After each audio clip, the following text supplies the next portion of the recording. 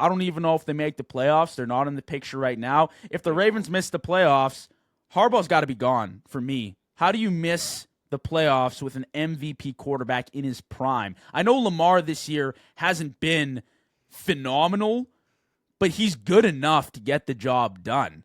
And this year, I know he's been injured, but like to start off 1-5, to look as bad as you have, it's bad, man. And you know what? I would argue, now that we're talking about receivers too, Steve, Zay Flowers isn't a number one at all. I don't think Lamar's had a true number one for his entire career. Who is he throwing to right now? Zay Flowers, his catching doesn't impress me. He's not this A-plus route runner. He's not this incredible deep threat. What does he do well? And then it's a washed-up DeAndre Hopkins. All respect to Nuke, but like his prime was a few years ago.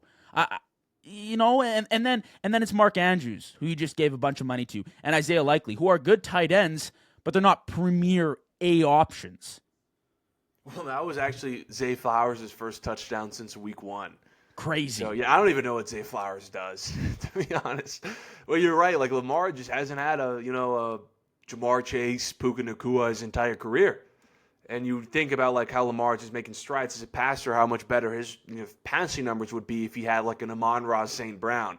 But, yeah, I'm with you on, like, the Harbaugh thing. Listen, after that Miami game, I thought they were going to make the playoffs, but then Lamar started looking like a shell of himself, and now I think the only shot they have is winning the North, and I think just the Steelers just have a slightly easier schedule to end the season, so they'll end up winning it. Even if I think they lose to Baltimore, it might not even matter. The Steelers might still win that division, but going back to Harbaugh, it's like the Tomlin thing. Like, these guys have been around for like 20 years. It's just like time, dude. Like, who just has a coach for 20 years? It's just too long no matter who you are. Like, you could be like one of the most successful coaches ever. You're there for 20 years. Your message gets old. Your schemes, your philosophy gets outdated.